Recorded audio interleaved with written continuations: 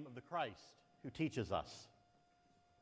In the name of the Spirit that journeys alongside us throughout our lives, welcome home, children of God. Peace be with you.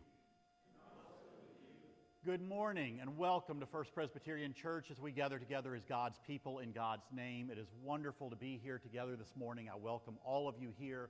Whether you're joining us here in person or online, thank you for being a part of this morning's worship service. As I ask you to do every Sunday, if you are here in person, would you please sign those blue friendship pads and pass them down? If you're online, would you please sign in on the YouTube chat? And again, the reason we ask everybody to do that is because every Sunday we add up the number of people who are worshiping with us each Sunday, and we give $1 for every person in worship to a different local or international ministry. Today is a second Sunday of the month, so our recipient of today's Every One Counts is Assistance and Resource Ministry.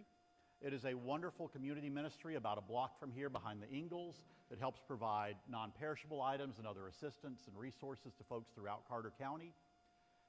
You showing up to worship this morning makes a difference in the lives of people around us in the community, and that is one of the ways that it does that. So thank you for the gift of your presence and support in that today.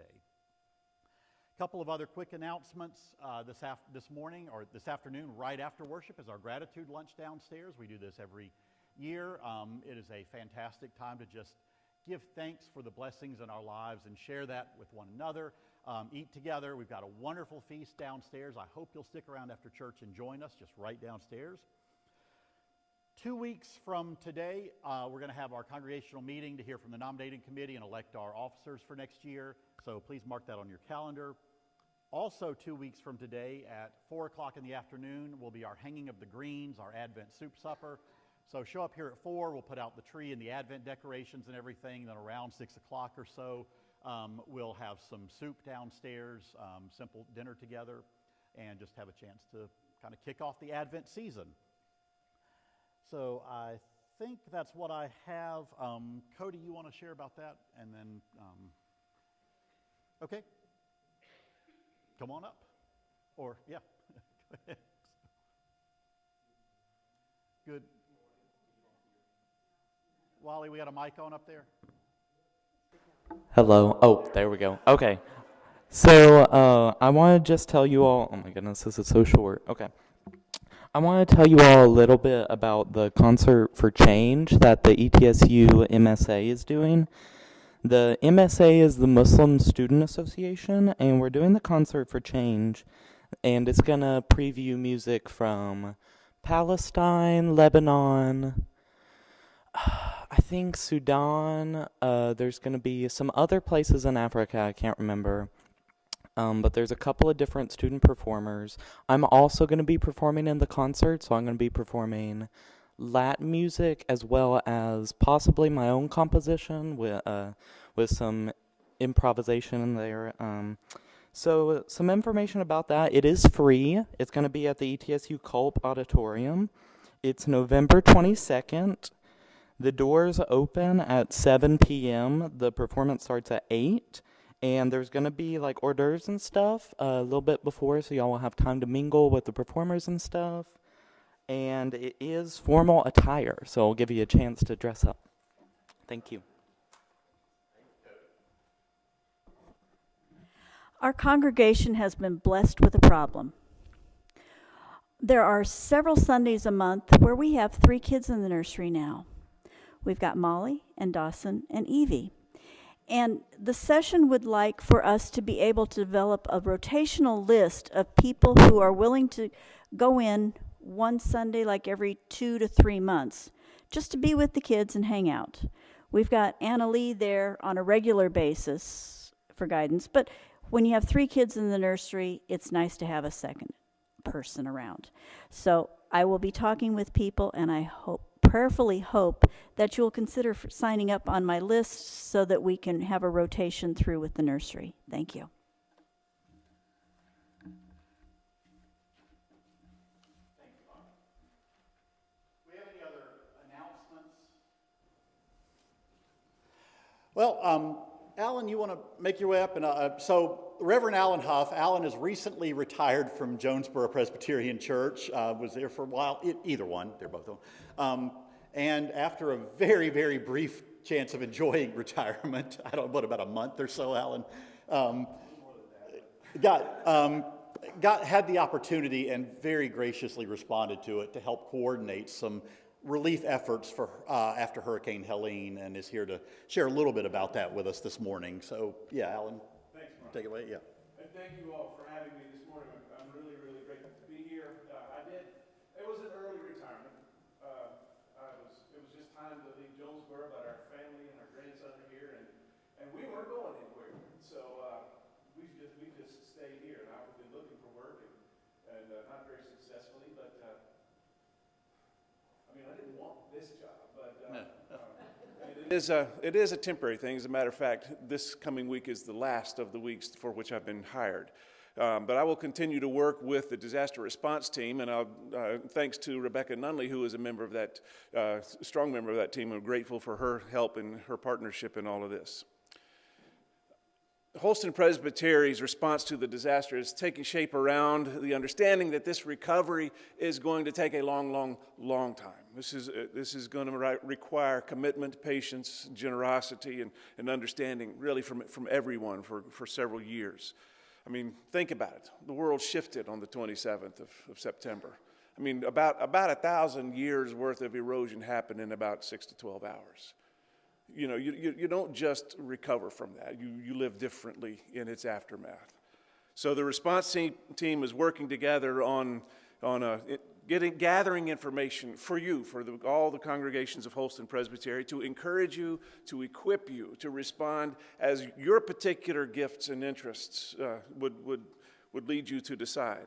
So we're going to provide you with all kinds of information about ways to get involved with local agencies such as Appalachia Service Project, Holston Habitat for Humanity. Just learned of a brand new one this past week, Eastern 8 Community Development Corporation, also based here in Johnson City, or over there in Johnson City.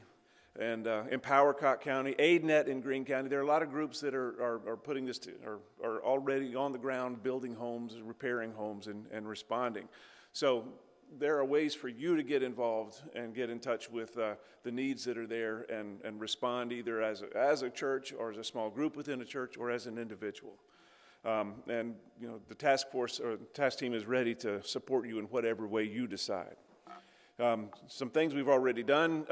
Immediately, Karen Russell, the interim transitional presbyter, applied for the $7,500 grant that comes from the Presbyterian Disaster Assistance, PDA, and we've given away almost all of that immediately to the Irwin Presbyterian Church. We've sent some down to Cedar Creek Presbyterian in the southern part of Greene County, and we've sent some to the Newport Presbyterian Church.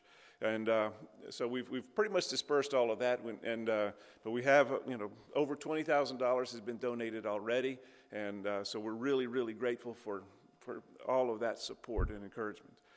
We've put together a simple application form. We're going to introduce that at the Presbytery meeting this Tuesday, and then that will be available online. Similar to Presbyterian Disaster Assistance Funds, which are much more significant in terms of amounts. But there'll be an application process for those as well when they're ready to start sharing that out. But those applications have to go across the presbyter's desk, but it's just a matter of having a particular project in mind and well planned, and then it's a rubber stamp. This is only the second. Since the hurricane hit, I've been visiting particularly congregations that are in or close to impact zones, and certainly Elizabethton is one of those. And so, I bring you the prayers of the presbytery and the eagerness of the presbytery to get involved in whatever way you are involved in helping your own community. This is only the second one that my wife Mary Ann has come to, but we're going to join you for the gratitude dinner. So if anybody has any questions or want to talk, we would be delighted, and you'll get to see why. I always say that Mary Ann I'm the cost for having Mary Ann around, so you'll enjoy her as well. But we have a really, really knowledgeable Presbyterian disaster assistance volunteer named Jim Garrett. He's already been down a couple of times, and he's not going to be here on Tuesday. We'll have someone else. But if you've got questions and I don't have an answer, I know who to ask, and he will get back to me very quickly, and I'll be able to do that. So once again, thank you for all you are doing have done and will do in the future. And may God's peace and blessings be upon you and all whom you love now and forever. Amen.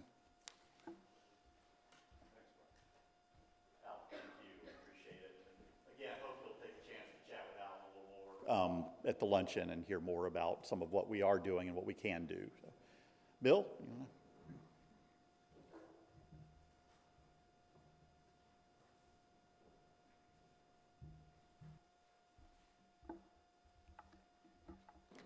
As I think everyone knows, we are officially concluding our pledge drive for the coming year today, and I am the last of the folks who is here to urge you to pledge. So I'll begin with a simple story. I think some of you know that I have studied meditation and yoga for many years. I have a guru that's like a spiritual preceptor or spiritual director is what it's called in some Christian churches. Well, years ago, my guru, Goswami Kriyananda, when he was a very young man, was having a conversation with his guru. And Kriyananda said, "Everybody wants to be important." And his teacher said, "No, Kriyananda, that's not right. Being important means you have responsibilities. What everybody wants is to feel important." I have some bad news for you. You are an important person at our church. You matter. And what you do here matters. In fact, of course, that's the message of Christianity, isn't it? What you do matters. What you say matters. What you don't say matters. Where you spend your money matters. Where you don't spend your money matters. Everything you do, everything I do matters. We matter. Whew, that's a responsibility. Thank heavens we have a church where we can not only be reminded of the fact that what we do matters, we can also be encouraged and supported to live as though everything we do matters. And so here's the thing, your pledge matters too. It really does. This isn't like public radio where we say, "Oh, come on. Please give." Most people don't give, but would you please give? Oh, come on, you can do it. Please give. Don't just let the other people do it. This isn't public radio, as much as we all love public radio in here, I think. We're it. It isn't like we can be a church with having some people pledge and support the church financially, and others be glad that those other people did that. We all need to do it. Each of us matters, and our pledge matters. And here I'm going to say this, although I feel a little uncomfortable saying it, but I'm going to say it anyhow. How much we pledge matters. Because pledging isn't a check the box, well, good. I gave $10 to the American Lung Association. Now I don't have to feel guilty about getting those nice stickers from them. How much we pledge matters because pledging isn't a check-the-box thing. It is, this is how much I can afford to give to help the church be a church. That amount will differ for each of us, but it isn't a check-the-box. It's a looking at ourselves and saying, what can we do? What can I do to help our church be a church? Many of you, you're here this morning, which leads me to believe many of you out there have already pledged. Thank you so much. If you have already pledged, I would ask you just to take a look at your pledge and ask yourself, is this what I can do? And if you decide, I think I could do a little more than this, would you do a little more than that? That's entirely between you and you. None of us, the rest of us, will never know. If you haven't already pledged, I know for sometimes it's like, oh, gee, I got to get around to doing that. So in that case, would you please get around to doing that? We'd really be grateful if you would get it done. And when you do it, again, ask yourself, what can I do? So in life, maybe we want to think twice about whether we'd like to be a VIP, a very important person, because that means we have very important responsibilities. Maybe we'd rather be a VUP. I think I'd like to be a very unimportant person so that what I do doesn't matter. But the bad news is we are very important people. We are very important people for our country. We are very important people for our planet, not to mention our families and our friends. And we are all very important people here in this church. Thank you so much for being here today, and thank you for living into the truth of what it means to matter here.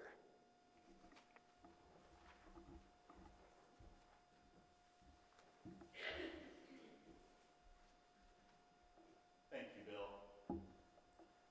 Also, just want to let folks know, Roddy shared with me just a little earlier this morning that today is probably going to be his last Sunday being officially on staff, like musician staff.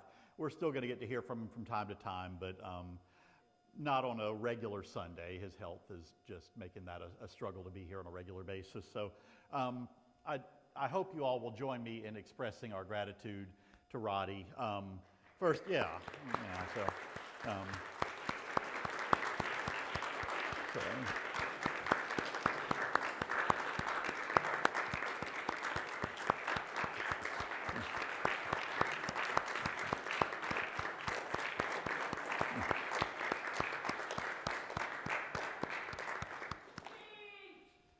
speech. So, Roddy, we are deeply grateful for all you have done for this church, and we look forward to continuing to hear from you from time to time as you're able. But please, I know, and yeah. But we love you and we appreciate you very much. So thank you.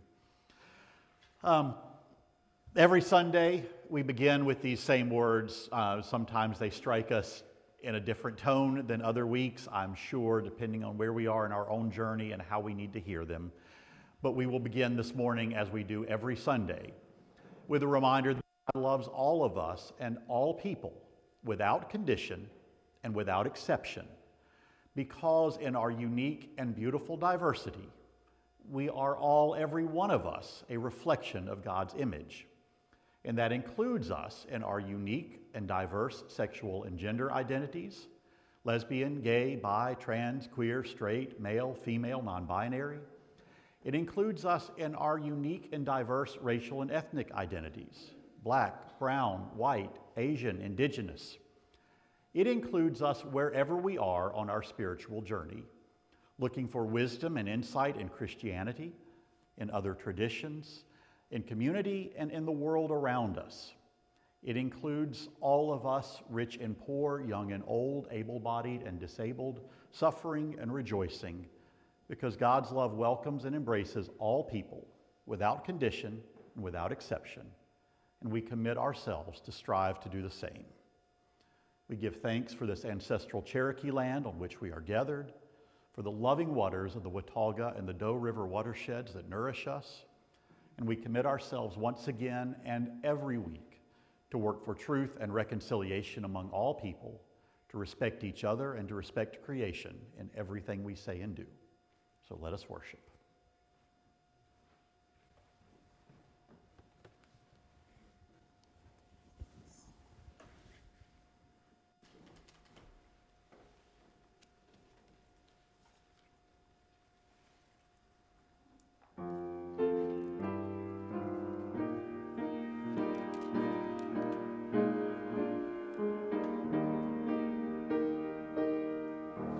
This is my song.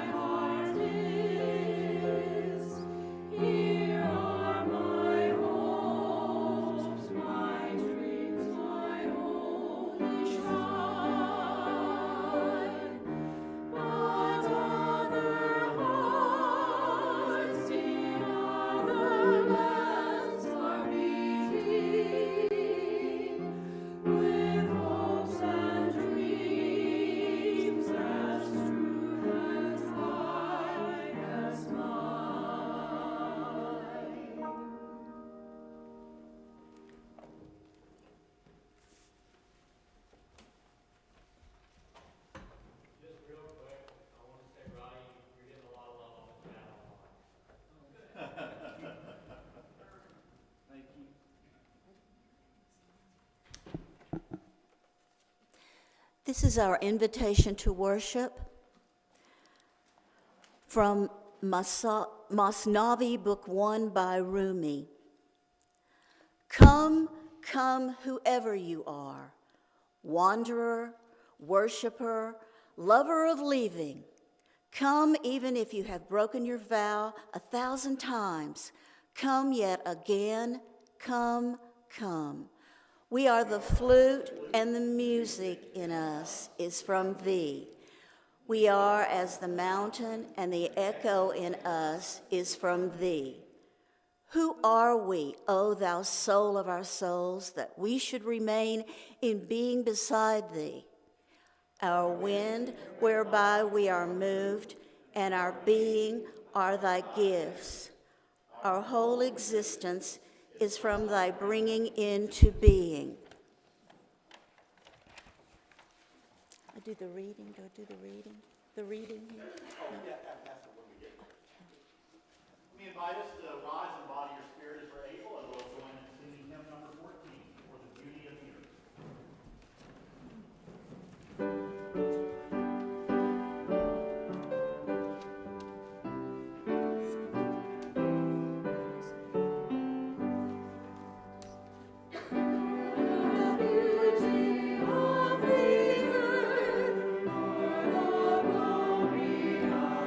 Skies, for the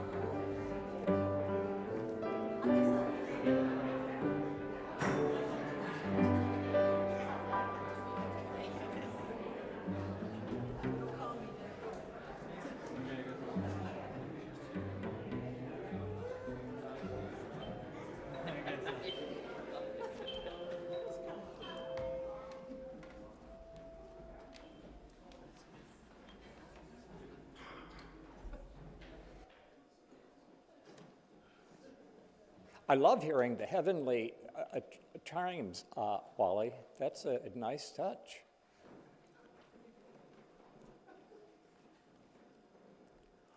Well, meditation is more than anything a way to calm down.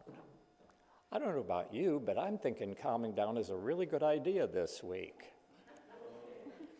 The world is spinning, and more than the world is spinning, our heads are spinning, and our hearts are kind of topsy-turvy.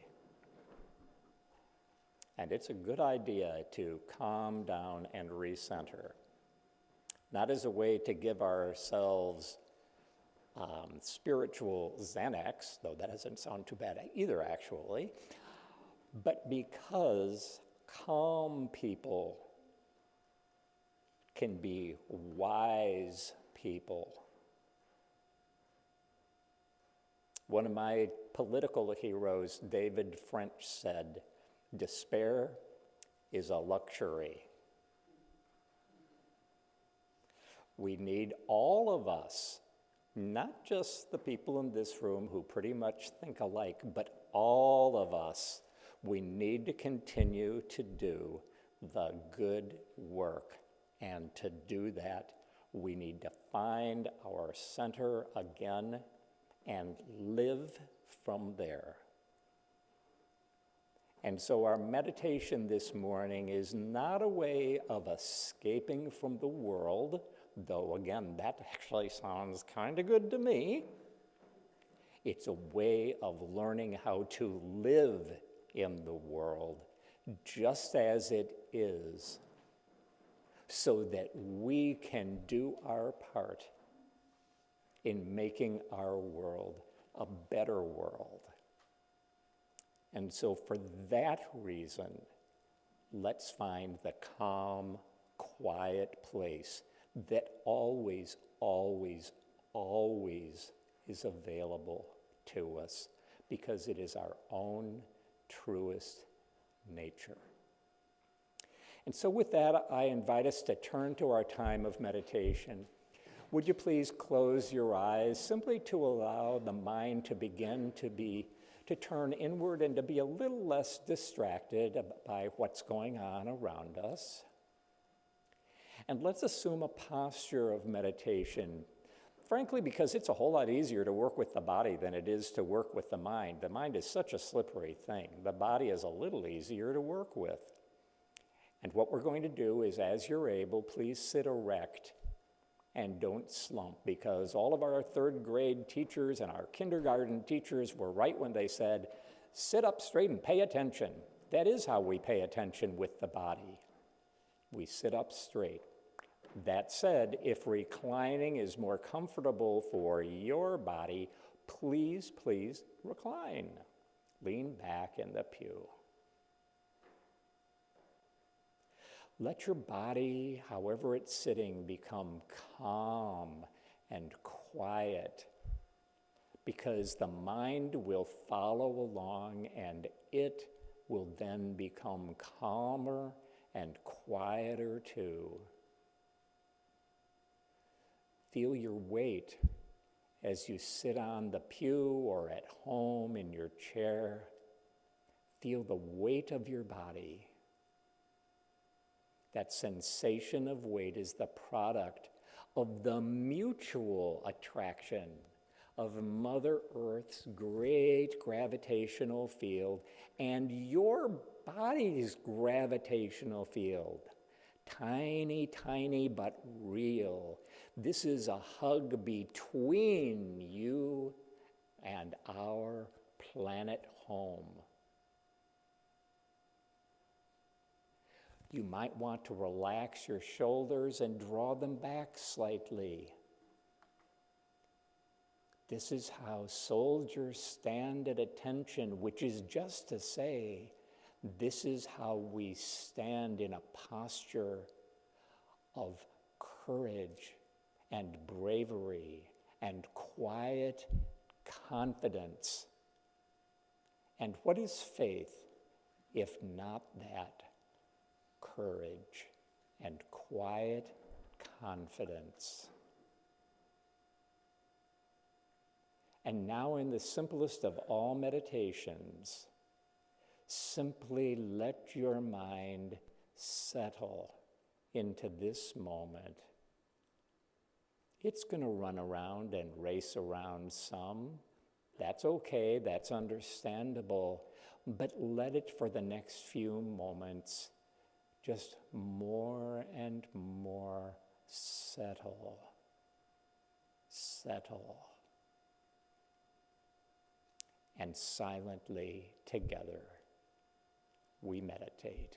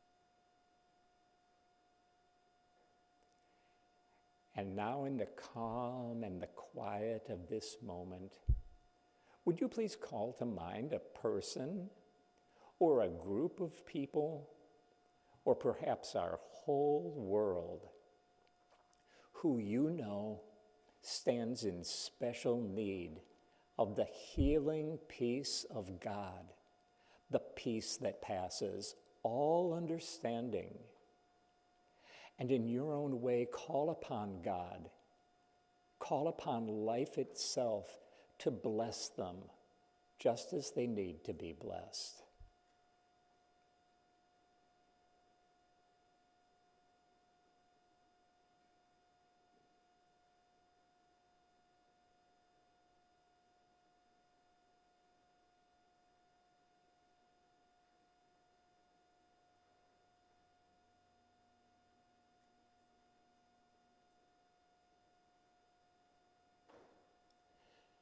Amen.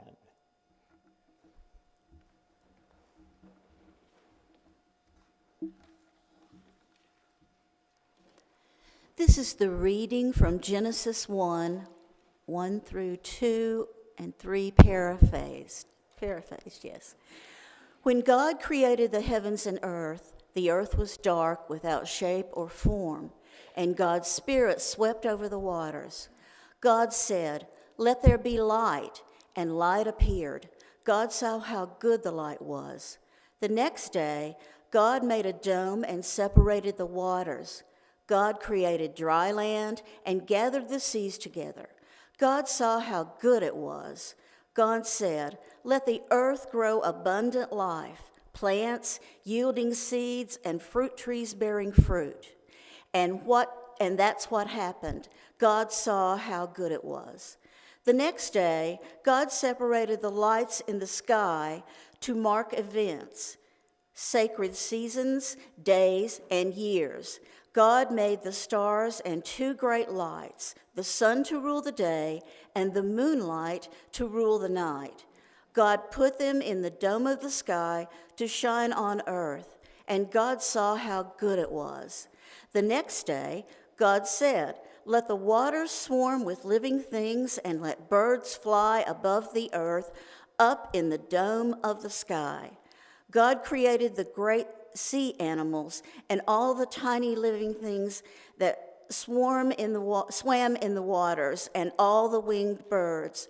God saw how good it was, and God blessed them. The next day, God said, "Let the earth produce every kind of living thing, livestock, crawling things, and wildlife." And that's what happened. God saw how good it was. Then God said, "Let us make humanity in our image." God created humanity in God's own image. In the divine image, God created them. God saw everything that had been made and said, This is supremely good. The heaven and the earth and all who live in them were completed. On the seventh day, God rested from all the work of creation. God blessed the seventh day and made it holy, because on it God rested.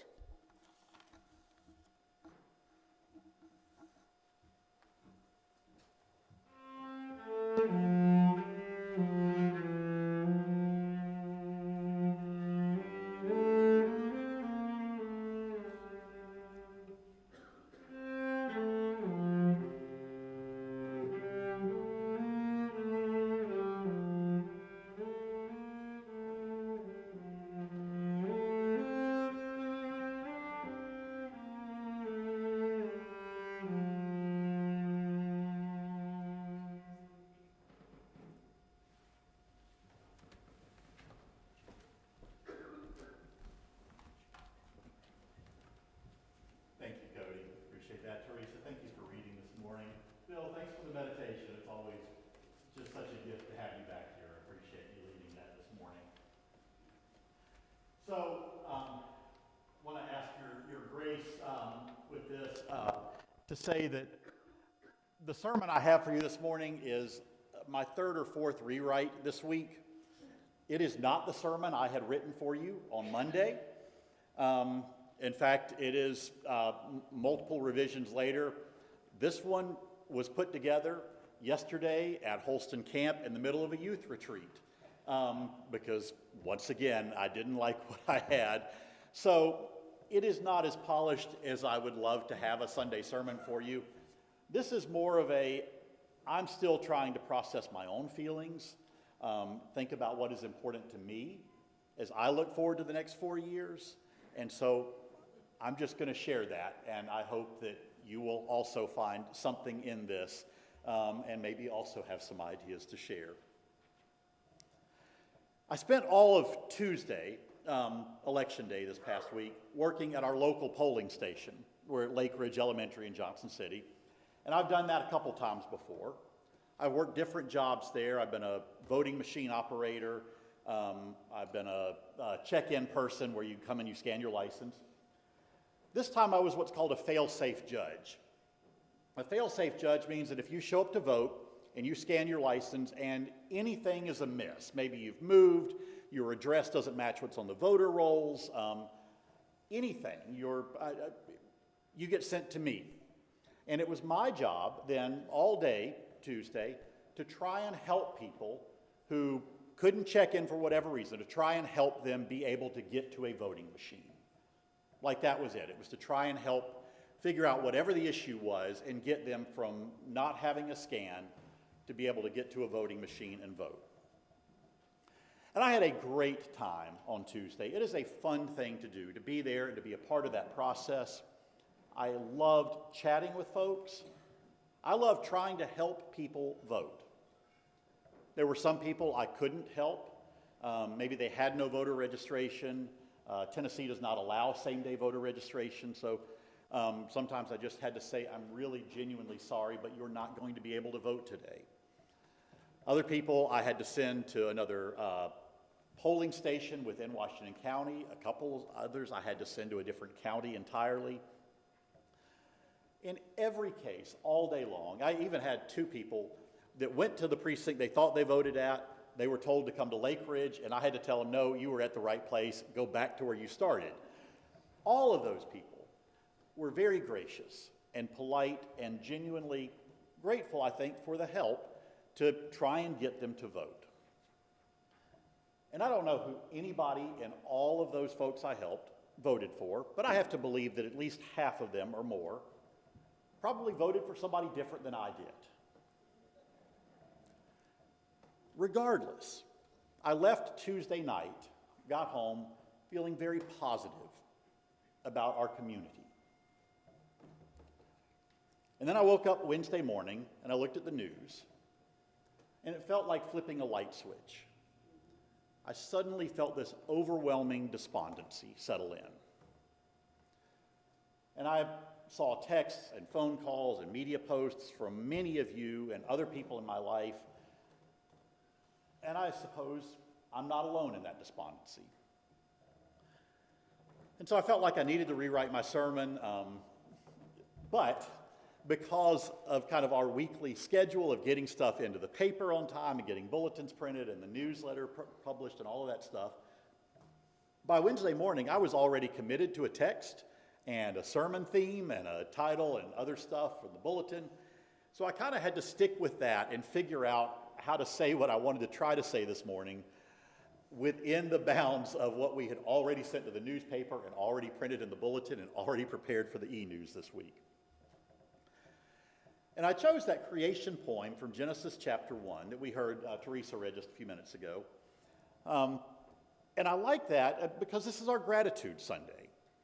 And I love that poem because it is this account of God creating everything we experience and see and that surrounds us and calling all of it good. Creation is endowed with this vitality and life, and the culmination of all of this effusive creation is a day of rest, of Sabbath, of proclaiming that all of that stuff that is around us is enough. And the best response that we can offer is to be a part of it and to enjoy it and to appreciate it. The problem is that's not the end of the story. That goes through Genesis chapter 2, verse 3, but then keep reading Genesis. And the rest of the book is about kind of failing to live into that promise of abundance and grace and generosity. We've got a story of Abraham who doesn't trust God's promise of blessings and progeny, and so he goes off on his own and ends up having a child with one of his servant women, and then feels guilty about it and exiles them. We have a story of Jacob, the second-born, who thinks that his inheritance is not going to be enough, and so he schemes and connives to steal a birthright from his brother Esau, and then runs away for fear of Esau's retaliation. We have the story of Joseph, whose brothers were so jealous of his amazing Technicolor Dreamcoat that they threw him into a pit and sold him into slavery in Egypt. He gets down to Egypt. A famine begins to settle in, and what does Joseph do but work with the Pharaoh at the time to begin to hoard goods and resources and stockpile them up. And then the entire book of Exodus that comes next is this story of the Hebrew people trying to escape from that oppressive system of hoarding and stockpiling and holding on to more and more with the belief that there will not be enough.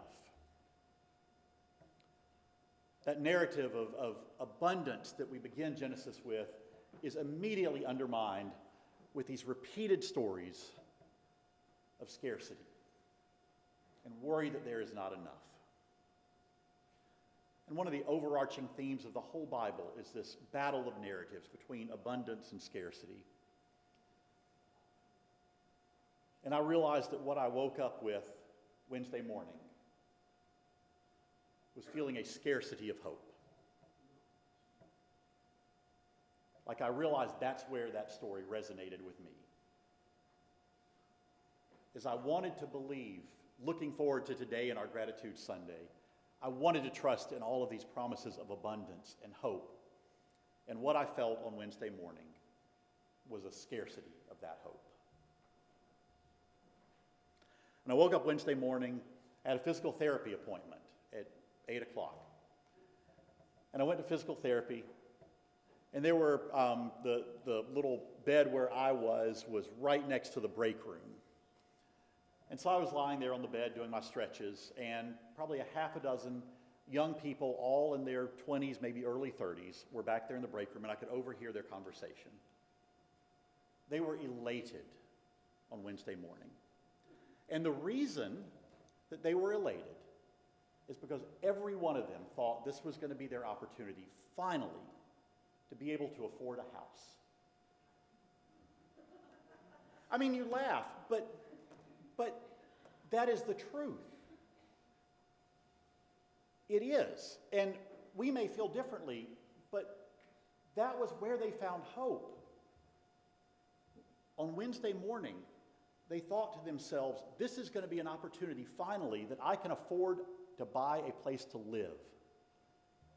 And they talked about being able to afford groceries.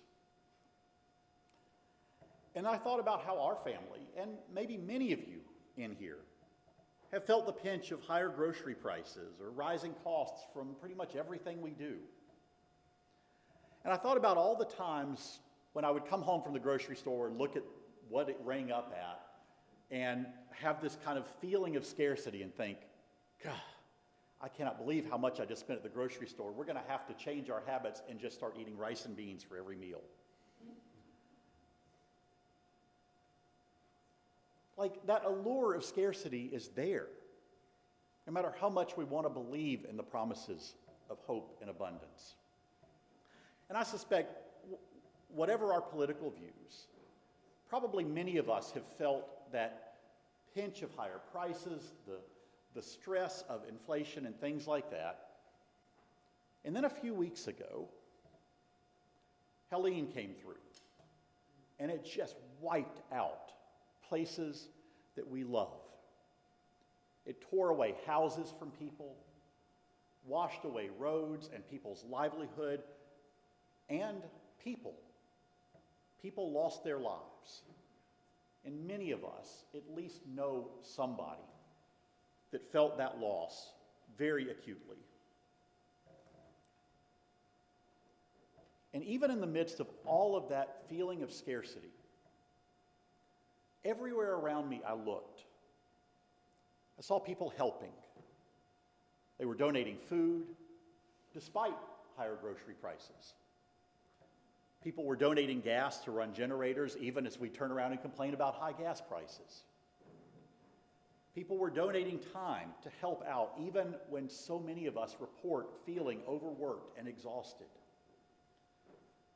People were donating money, even knowing that doing so might mean missing out on something we're looking forward to, a new toy or a gadget or a dinner out or a vacation. And I share all that to say that it's not like that scarcity that we have all felt went away. What happened was that Helene shifted our perspective.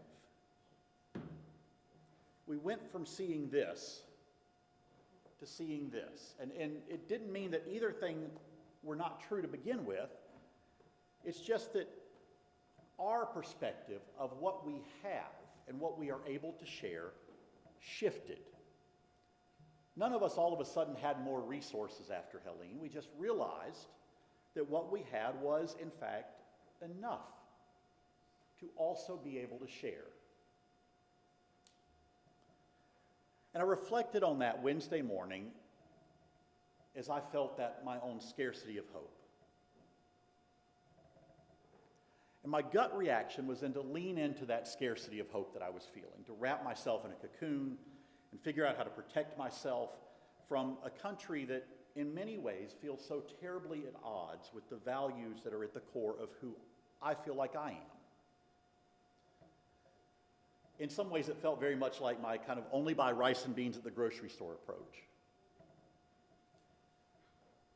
But I recognized in overhearing the break room conversation in physical therapy that at the same time, people around me, their view shifted in a different way.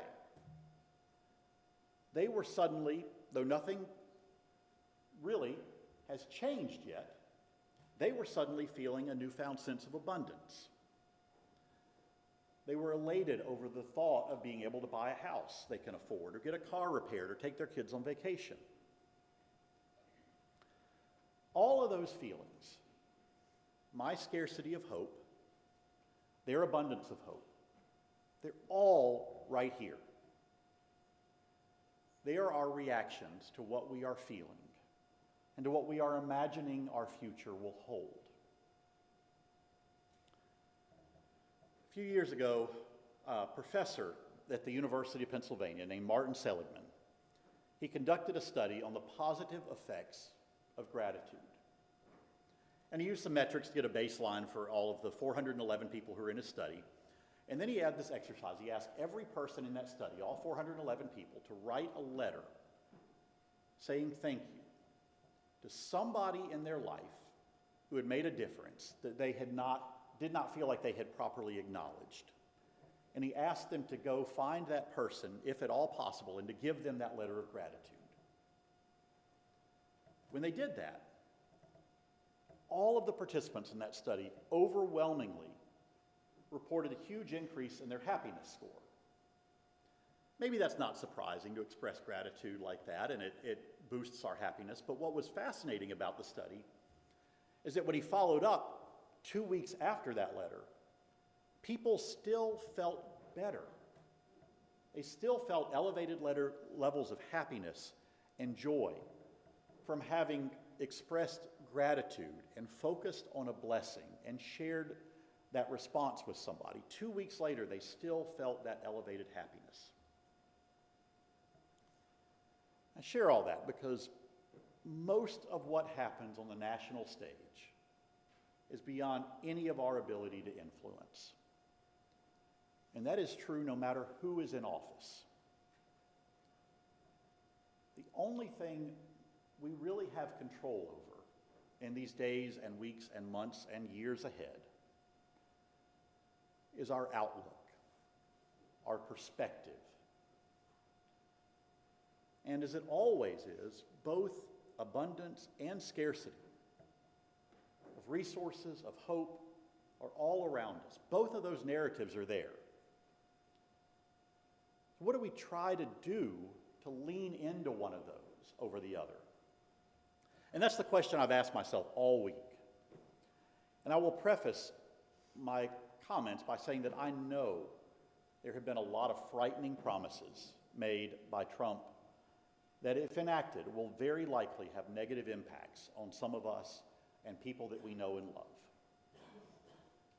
And my sincere hope is that we can continue to be a community of support to one another in these times. This church, right here, I mean not in this location, but this church, First Elizabethton, has been around since the end of the Revolutionary War. We have survived a civil war together. We have survived World War I together, and World War II, and countless cultural upheavals and turmoil over nearly 2.5 centuries. We will survive this together. I mentioned those young women at PT Wednesday who were all elated at the prospect of being able to buy a house.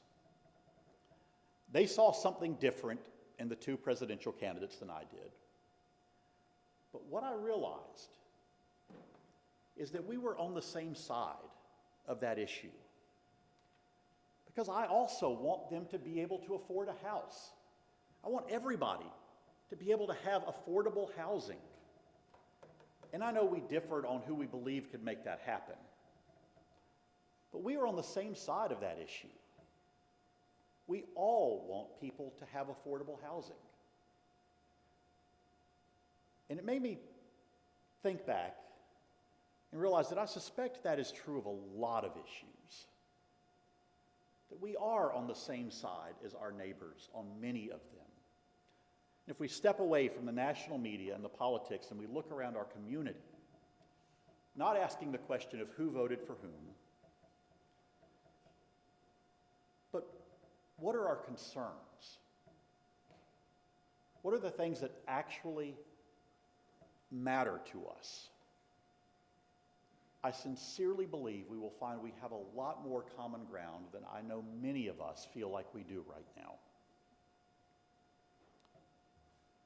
I also believe there is real value in that research of Seligman on expressing gratitude as a way to shift our perspective. In fact, we're going to practice that in 10 or 15 minutes. We're going to go downstairs. David, I assume, or somebody from SFP is going to lead us, and a chance to get an index card and write down something for which we are genuinely grateful. And I hope we take that opportunity seriously, because I do think that can make a difference. There is scientific research to back up that it can. So I hope we take part in that invitation and continue to do so. One of the most powerful tools we have at our disposal for overcoming despair and scarcity of hope is to focus on gratitude, to be thankful. And that's not a Pollyanna approach of ignoring injustices around us. It is a recognition that in a world full of both abundance and scarcity, one of the most transformative things we can do is to practice generosity, to take time to be grateful for our blessings, to share that within a loving community. The Passover Seder meal, a Jewish feast that celebrates that liberation out of Egypt and God's renewed promise of abundance.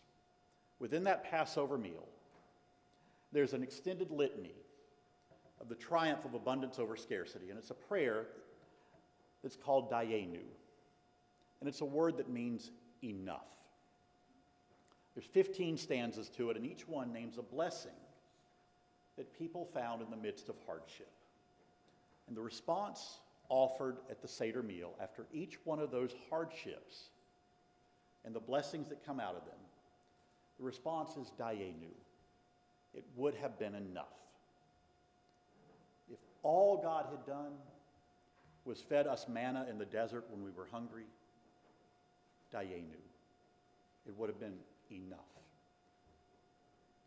If all God had done was to give us Shabbat, the Sabbath, Dayenu.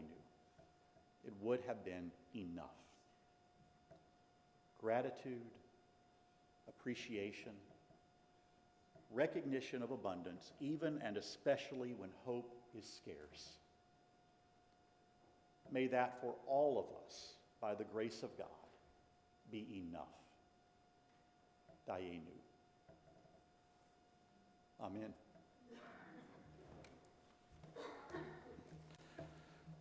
One of the ways we celebrate and practice gratitude is to share of our own time and resources. And so I'm going to invite us to stand and joyfully sing. And if you have an offering you want to share, please bring it up and drop it in the offering buckets. And let's sing together.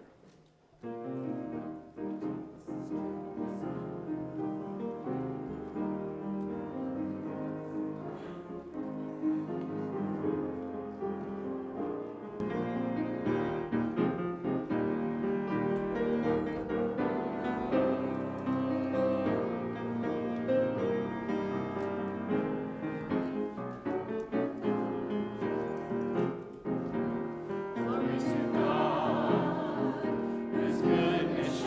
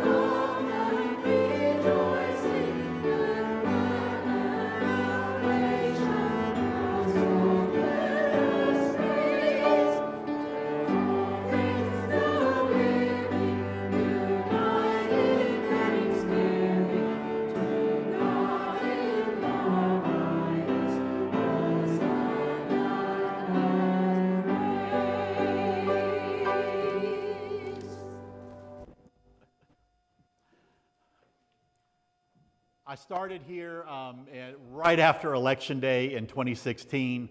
I preached a sermon here in January of 2017. We talked about how we would stay together and be a community, whatever lay ahead. I still believe that to be the case. We have a wonderful, incredible church family here. I hope you find thanksgiving and gratitude in that.